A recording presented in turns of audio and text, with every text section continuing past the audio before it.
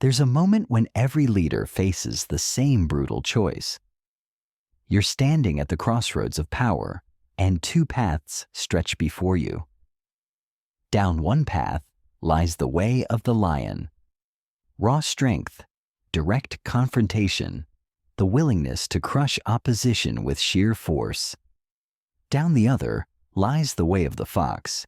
Cunning calculation, strategic deception, the ability to navigate treacherous waters through intelligence alone. Most people believe you must choose one or the other. They're wrong. And that mistake has cost more kingdoms, more fortunes, more legacies than any other single error in the history of power. Because here's what Niccolò Machiavelli understood 5 centuries ago. What every master of influence knows today, and what separates the truly dangerous from the merely ambitious. The lion without the fox is blind. The fox without the lion is defenseless. But the leader who masters both becomes something far more terrifying than either animal alone. They become untouchable. This isn't philosophy. This is surgical precision in the art of control. And by the end of this exploration, you'll understand why the most successful rulers, CEOs, and power players throughout history didn't choose between strength and cunning. They weaponized both.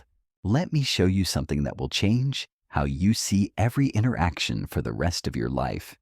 Every conversation, every negotiation, every moment when someone tries to test your boundaries or challenge your position. You'll start recognizing the patterns. You'll see who's operating as a lion, who's moving like a fox, and most importantly, who's mastered the dance between both. But first, you need to understand where this comes from. And it begins in the blood-soaked political landscape of Renaissance Italy, where survival wasn't just about being right. It was about being impossible to destroy. Machiavelli didn't write The Prince as a theoretical exercise. He wrote it as a survival manual. Because he'd watched kingdom after kingdom fall. Not because their rulers lacked good intentions, but because they failed to understand one fundamental law of power. Virtue without teeth gets devoured. Cunning without backbone gets crushed. The prince who could not adapt, who could not shift between force and finesse, who could not read the moment and respond accordingly, was already dead. He just didn't know it yet.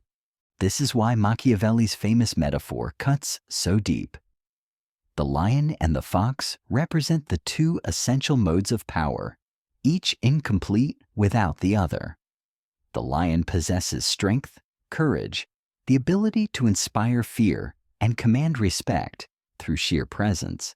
But the lion cannot see the trap until it's already sprung. The fox possesses intelligence, adaptability, the capacity to navigate complex situations through wit and cunning. But the fox can't face the wolf in direct combat. And here's the part that makes this framework so brutally effective in the modern world. Every challenge you face, every obstacle in your path, every person trying to outmaneuver you, falls into one of two categories. Either it's a trap that requires fox-like cunning to avoid, or it's a direct threat that demands lion-like force to overcome. Miss this distinction. Choose the wrong approach, and you don't just fail. You hand your enemy the weapon they need to destroy you. Let me paint you a picture. You're in a boardroom. The meeting that will determine whether your project lives or dies, whether your vision becomes reality or gets buried in corporate politics. Around the table sit people who smile while sharpening knives, who speak in corporate euphemisms while calculating exactly how to eliminate you as competition.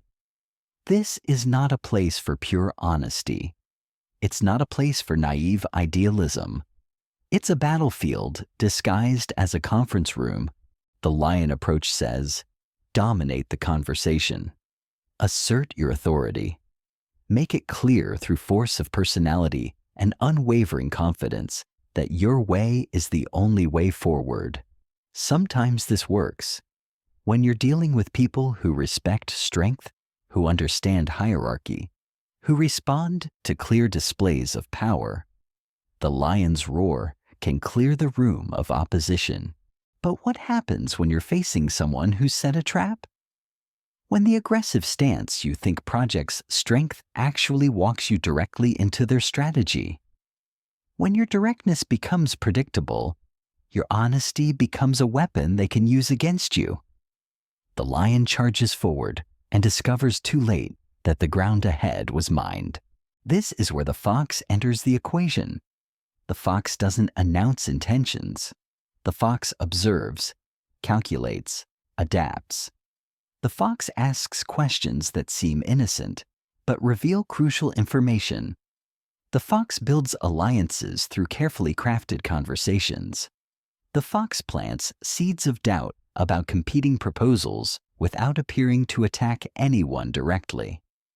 The fox wins the room not through dominance, but through positioning. Yet the fox alone isn't enough either, because there comes a moment in every power struggle when calculation must give way to action. When all the cunning in the world won't matter if you can't execute with decisive force. When your opponents stop being subtle and start being direct, and you need to meet force with force or be swept away. The master understands this dance. The master reads the situation and responds accordingly. When trapped, they become the fox, slipping through with intelligence and adaptability. When challenged directly, they become the lion, meeting force with overwhelming strength. They don't have a default mode, they have situational awareness, and this is where most people fail catastrophically. They pick one identity and stick with it. They become known as either the aggressive type or the strategic type, the direct communicator or the political player. And that predictability becomes their downfall, because the moment your opponents can categorize you, they can prepare for you. The truly dangerous player is the one who keeps everyone guessing, who can shift seamlessly between modes without telegraphing the transition, who appears reasonable and collaborative right up until the moment they need to be ruthless and decisive. This isn't deception for the sake of manipulation. This is strategic flexibility for the sake of survival and success. Consider how this plays out in modern contexts. The entrepreneur who builds relationships through fox-like networking and alliance building, but executes business decisions with lion-like conviction. The negotiator who gathers information through careful questioning and rapport building, then leverages that intelligence with unwavering firmness when it's time to close. The leader who listens, observes, and appears collaborative during the information gathering phase, then moves with decisive authority when action is required. This isn't about being two-faced. It's about being complete. It's about developing the full spectrum of capabilities that power requires. Because the world doesn't care about your preferred style. The world presents you with situations that demand specific responses, and your survival depends on your ability to provide them. The research bears this out across centuries of leadership analysis. The most successful rulers, business leaders, and power brokers throughout history weren't those who mastered one approach. They were those who could seamlessly blend both. They understood when to be the fox, navigating through complexity and opposition with intelligence and subtlety. And they understood when to be the lion, cutting through confusion and resistance with clarity and force. But here's what makes this framework so powerful in today's environment. We live in a world of constant change, shifting power dynamics, and complex stakeholder relationships. The leader who can only operate one way, who can only be direct or only be subtle, who can only use force or only use finesse, is already obsolete. The future belongs to those who can adapt, who can read the room and respond appropriately, who can be whatever the situation demands. This is what we're building toward. Not just understanding these two archetypes, but mastering the transition between them. Learning to recognize when each is called for and developing the skills to execute both flawlessly. Because in a world where everyone is trying to gain advantage, where every interaction carries the potential for advancement or destruction, the complete player doesn't just survive, they dominate. The question isn't whether you'll encounter these situations. The question is whether you'll recognize them when they arrive. Because power moves in patterns, and those patterns repeat across every domain where influence matters. Politics, business, relationships, social dynamics. The faces change, the stakes vary, but the fundamental game remains identical. Watch how this unfolds in real time. You're dealing with someone who challenges your position, not openly, not directly, but through subtle undermining. They ask innocent questions that plant doubt. They offer helpful suggestions that redirect attention away from your strengths. They position themselves as reasonable while making you appear rigid. This is fox behavior, pure and calculated. The lion's instinct is to confront this directly, to call them out, to assert dominance through direct challenge, and sometimes that instinct is correct. But more often, it's exactly what they want. Because the moment you become the aggressor in a situation they've crafted, you become the problem in everyone else's eyes. You look emotional, unreasonable, threatened. The fox response is different. You don't take the bait. You observe their strategy. You note who they're trying to influence and how. Then you counter not with force, but with positioning. You ask your own questions. You plant your own seeds. You shift the conversation in directions that expose their agenda while advancing your own. You make them overplay their hand. But here's where it gets sophisticated. The master doesn't just respond in kind. The master controls the tempo. When they encounter fox behavior, they don't always respond as a fox. Sometimes they shift the entire dynamic by becoming the lion at precisely the right moment. They break the subtle game with direct action that catches everyone off guard. Imagine this scenario.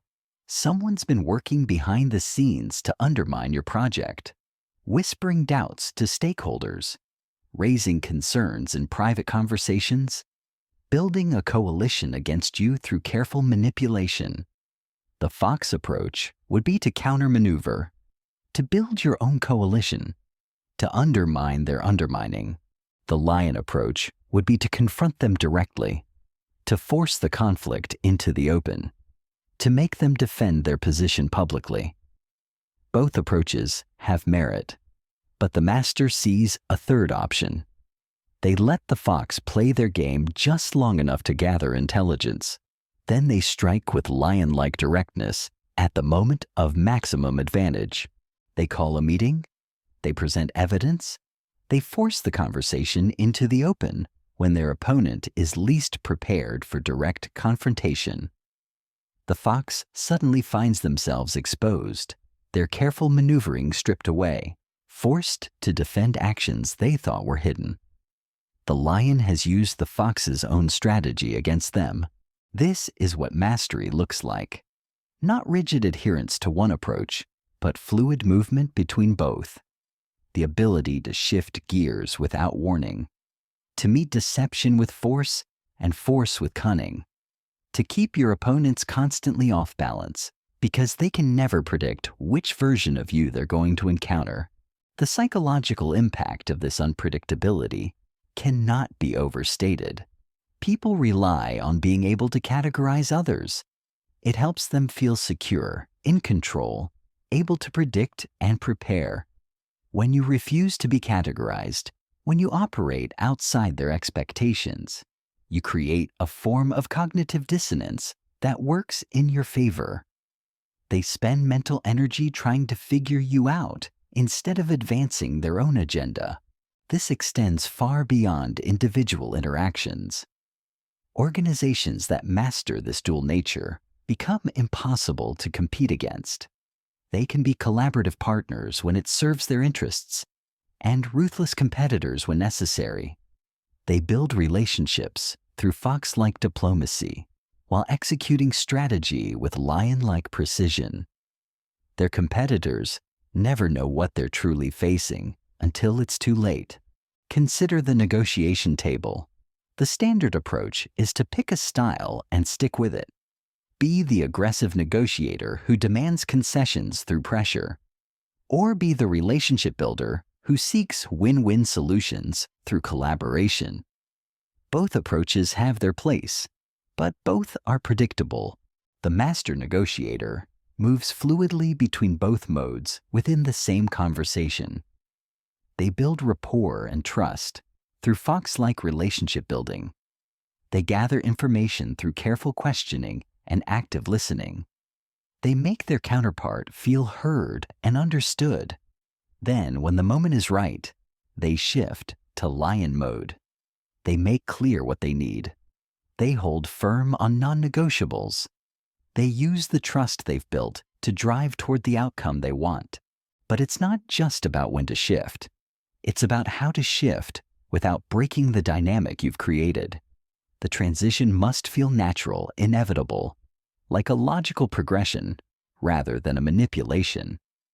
This requires deep understanding of human psychology and timing that comes only through practice and observation. Most people telegraph their shifts.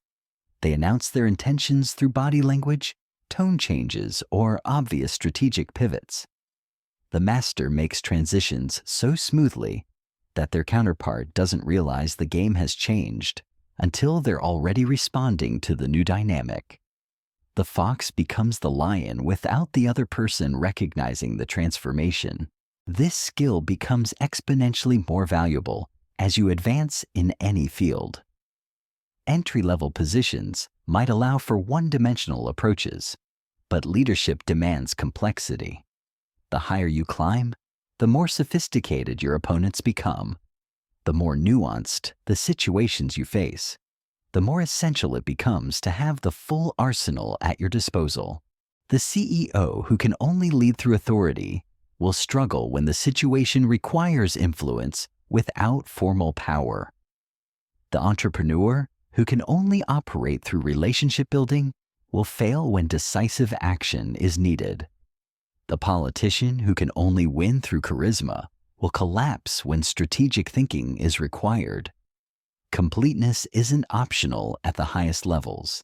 It's the price of admission. And this is where we separate theory from practice. Understanding these concepts intellectually is worthless unless you can execute them in real time, under pressure, when the stakes matter. Because your opponents aren't reading about these ideas. They're living them. They're using them against you right now in ways you might not even recognize. The person who just asked you that innocent question might be gathering intelligence. The colleague who offered to help might be positioning themselves to take credit. The client who seems satisfied might be preparing to negotiate better terms. Every interaction carries multiple layers of meaning, and your success depends on your ability to recognize and respond to all of them simultaneously. This is why mastery requires more than knowledge. It requires calibration, the ability to read situations accurately and respond proportionally. Too much fox when lion is needed makes you appear weak. Too much lion when fox is required makes you appear reckless. The art lies in matching your response to the reality of the situation, not your preferred style or comfortable default. But calibration alone isn't enough. Because the moment you think you've mastered the balance, the world shifts beneath your feet. New players enter the game. Old rules stop applying. What worked yesterday becomes today's trap. This is why the greatest practitioners never stop learning, Never stop adapting. Never assume they've seen every possible variation of the fundamental patterns. The landscape of power is constantly evolving. Technology changes how information flows. Globalization shifts economic dynamics. Social media transforms reputation management. But beneath all these surface changes, the core mechanics remain identical. There are still traps that require cunning to avoid. There are still wolves that demand force to defeat. The tools evolve. The principles endure. And this creates an opportunity for those willing to study both the timeless patterns and their modern applications. While others chase trends or cling to outdated methods, you can build fluency in the eternal language of influence. You can develop responses that work regardless of the specific context, because they're based on fundamental human nature rather than temporary circumstances. Consider how this plays out in the digital age. Social media might seem like it's changed everything about how influence operates. But look deeper. The platforms are new. The psychology is ancient. People still respond to displays of strength. They still respect intelligence and cunning. They still follow those who can project authority while maintaining relatability. The successful online influencer operates as both lion and fox simultaneously. They project confidence and authority in their content, taking clear positions and defending them with conviction. Lion behavior. But they also read their audience carefully, adapt their messaging based on feedback, build relationships through strategic vulnerability, and navigate platform politics with careful diplomacy. Fox behavior. The ones who fail pick one mode and stick with it. The pure lions come across as arrogant and disconnected. They alienate audiences by never showing flexibility or admitting uncertainty. The pure foxes appear weak and indecisive. They lose credibility by constantly adapting their positions based on popular opinion. Neither approach builds lasting influence because neither reflects the full spectrum of what people actually want from their leaders. This pattern repeats across every domain where influence matters. The startup founder who can pitch with lion-like conviction while negotiating with fox-like subtlety. The sales professional who builds trust through careful listening while closing deals with unwavering confidence. The parent who provides security through consistent boundaries while adapting their approach to each child's unique needs. But here's where most people get lost. They understand the concept intellectually, but struggle with execution because they haven't developed the underlying skills that make both modes possible. The lion requires presence, conviction, the ability to project strength even under pressure. The fox requires observation, patience, the capacity to see patterns others miss and respond accordingly. These aren't just behavioral choices. They're capabilities that must be built through deliberate practice. You can't simply decide to be more lion-like or more fox-like. You have to develop the specific skills that each mode demands. The physical presence and vocal authority that makes strength credible. The emotional intelligence and strategic thinking that makes cunning effective. Start with observation. Before you can master either mode, you need to recognize them in action. Watch how different people handle conflict. Notice who succeeds through direct confrontation and who wins through indirect influence. Study the timing of their choices.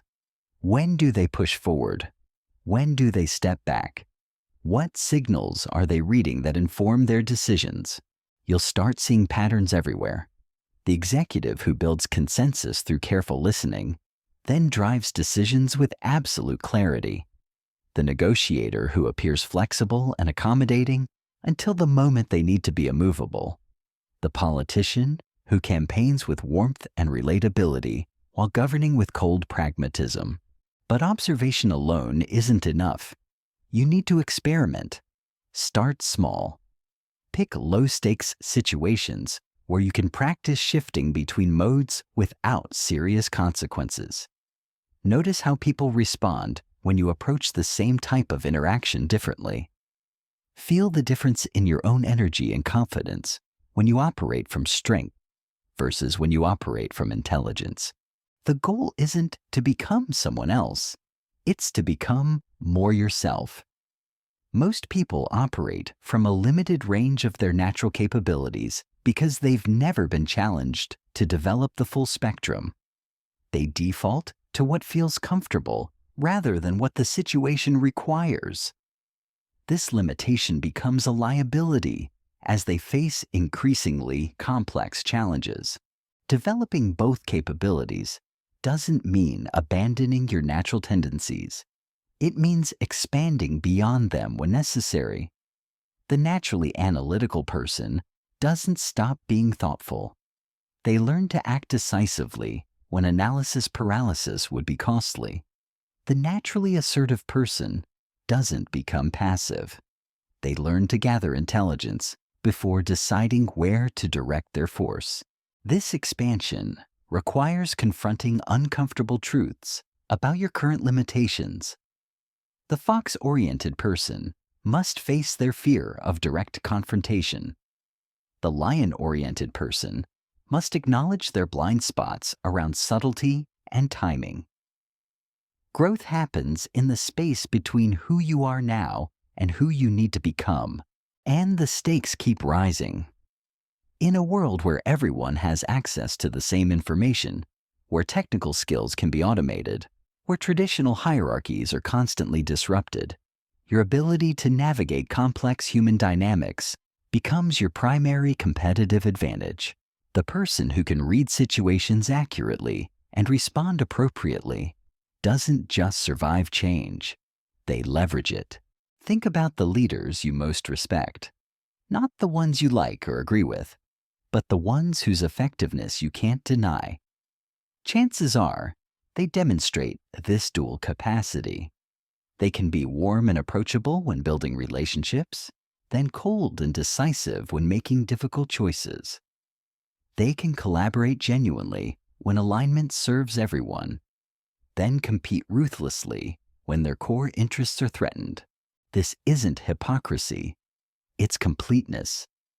It's the recognition that different situations call for different responses, and effectiveness requires having access to the full range of appropriate behaviors. The leader who can only be one way, regardless of context, is already operating at a disadvantage. But the transition between modes must be authentic. People can sense when you're putting on an act versus when you're accessing different aspects of your genuine self. The key is developing both capabilities so fully that neither feels forced or artificial. The lion and the fox aren't masks you wear. They're capacities you've cultivated. This authenticity becomes crucial as people become more sophisticated at detecting manipulation. In an age of heightened awareness around influence tactics, the old approaches of simple dominance or obvious cunning become less effective. People expect their leaders to be complex, to show different facets in different contexts, to adapt their approach while maintaining consistent core values.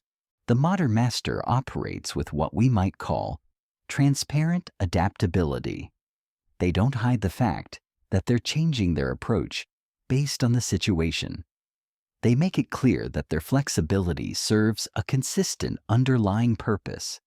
They show both strength and intelligence openly, letting people see the full spectrum of their capabilities rather than trying to surprise them with sudden shifts.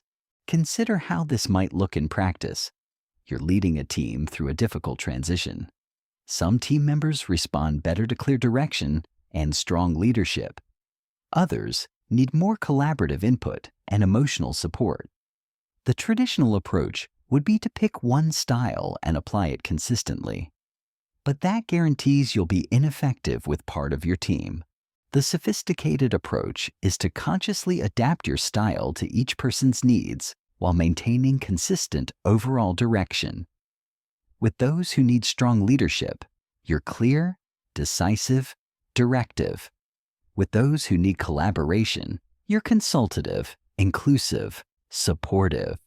But in both cases, you're working toward the same goals with the same underlying values. Your team sees that you're adapting your approach, but they also see that the adaptation serves their success rather than your convenience. This builds trust rather than suspicion, because your flexibility is clearly in service of effectiveness, not manipulation. The same principle applies across every context where influence matters. The parent who can be firm when setting boundaries and flexible when problem solving. The teacher who can be demanding when pushing students to excel and supportive when helping them through struggles. The friend who can be direct when honesty is needed and diplomatic when feelings are fragile. This isn't about being all things to all people. It's about being appropriately responsive to what each situation actually requires. And that responsiveness becomes possible only when you've developed capabilities beyond your default preferences. The development process isn't comfortable. It requires deliberately practicing behaviors that don't come naturally. The naturally indirect person must learn to be blunt when clarity is essential. The naturally confrontational person must learn to be subtle when diplomacy is required. Growth happens at the edges of your comfort zone. You now hold the keys to something most will never understand. The choice between the lion and the fox was always a false dilemma. True power lives in the space between both, in the fluid mastery that keeps the world guessing. Every interaction you face from this moment forward is an opportunity to practice this ancient art. Will you remain predictable, trapped in a single mode while others outmaneuver you? Or will you become the force that adapts, that responds, that dominates through completeness?